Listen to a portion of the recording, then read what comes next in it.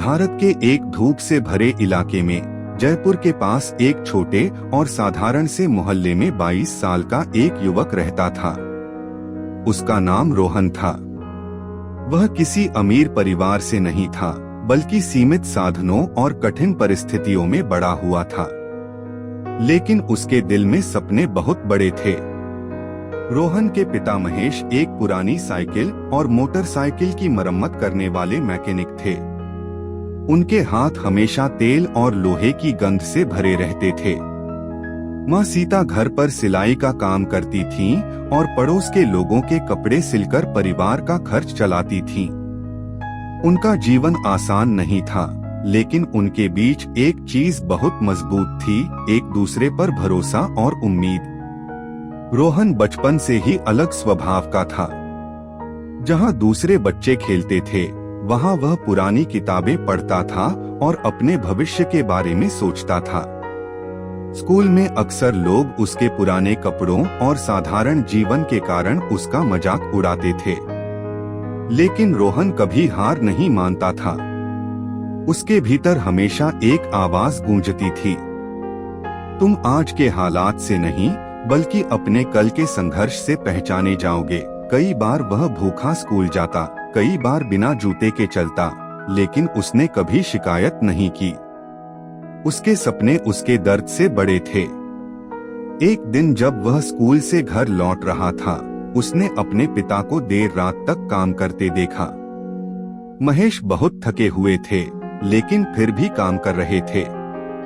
रोहन उस दृश्य को लंबे समय तक देखता रहा और उसी पल उसने मन में एक फैसला किया, मुझे अपनी जिंदगी बदलनी है। उस रात रोहन सो नहीं पाया। उसने एक छोटे से दिए की रोशनी में अपनी कॉपी में अपने सपने लिखे। उसने तय किया कि वह अपने परिवार को गरीबी से बाहर निकालेगा, लेकिन उसे अभी नहीं पता था कि यह रास्ता कितना कठिन होगा। कुछ साल बाद रोहन कॉलेज पहुंच गया, लेकिन वहां भी मुश्किलें कम नहीं थीं। पैसों की कमी थी, कपड़े पुराने थे, कई बार उसे यात्रा के लिए भी पैसे नहीं होते थे। फिर भी वह कभी कक्षाएं नहीं छोड़ता था। दिन में पढ़ाई, रात में एक चाय की दुकान पर काम, यही उसकी जिंदगी बन गई थी। वह लोगों को चाय देता, बर्तन धोता और थक कर भी पढ़ाई करता। कई लोग उसे नीचा दिखाते थे।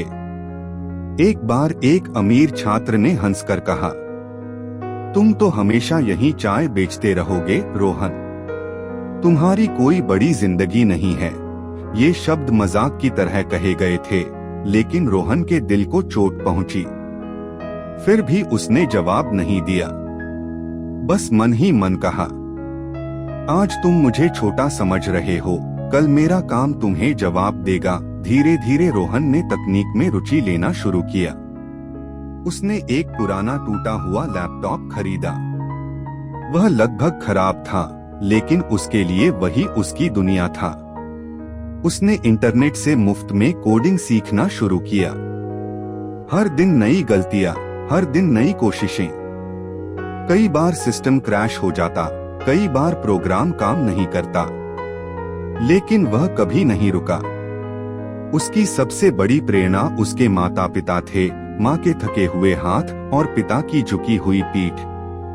एक दिन उसकी माँ सीता ने उससे कहा, बेटा तुम खुद को बहुत तकलीफ दे रहे हो, क्या ये रास्ता सही है? रोहन मुस्कुराया और बोला, माँ अगर मैं रुक गया तो हमारी जिंदगी भी वहीं रुक जाएगी। इसके बाद उसने और मेहनत शुरू कर दी।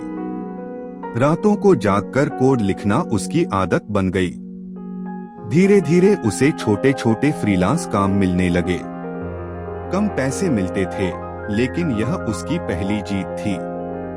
कुछ समय बाद रोहन ने एक छोटा सा मोबाइल एप्लीकेशन बनाया। शुरुआत में लोगों ने उसका मजाक उड़ाया, लेकिन धीरे धीरे वही ऐप लोकप्रिय होने लगा। कुछ महीनों में उसके ऐप के हजारों उपयोगकर्ता बन गए। अब वह चाय की दुकान पर काम नहीं करता था, अब वह एक डेवलपर बन चुका था। लेकिन रोहन कभी यह नहीं कहता था कि उसने सब कुछ हासिल कर लिया है। वह हमेशा कहता, अभी तो शुरुआत है। एक दिन उसे उसी कॉलेज में बुलाया गया जहां कभी उसका मजाक उड़ाया जाता था। अब वही जगह तालियों से गूंज रही थी। रोहन मंच पर खड़ा था। कुछ पल वह चुप रहा।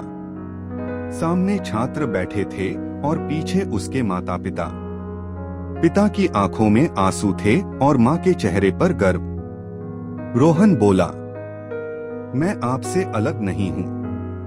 मैं भी गिरा हूँ, मैं भी टूटा हूँ, मैं भी हार मानने वाला था। पूरा हॉल शांत हो गया। लेकिन मैंने एक बात सीखी, जिंदगी हमें हमारे शुरुआती हालात से नहीं, हमारे रुकने की जगह से पहचानती है। उसने आगे कहा, अगर आज आप मुश्किल में हैं, तो इसका मतलब यह नहीं कि यही आपकी आखिरी मंजिल है।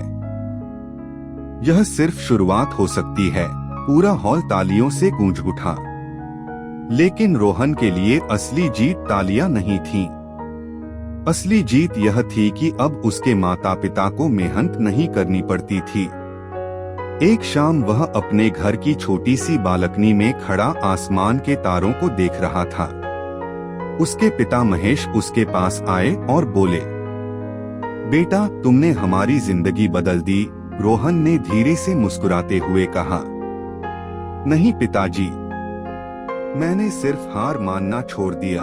और उसी पल उसने समझ लिया कि कठिनाइयां हमें तोड़ने नहीं आती, वे हमें मजबूत बनाने आती हैं। और सपने उन लोगों के लिए नहीं होते जो अमीर हैं, बल्कि उनके लिए होते हैं जो कभी हार नहीं मानते।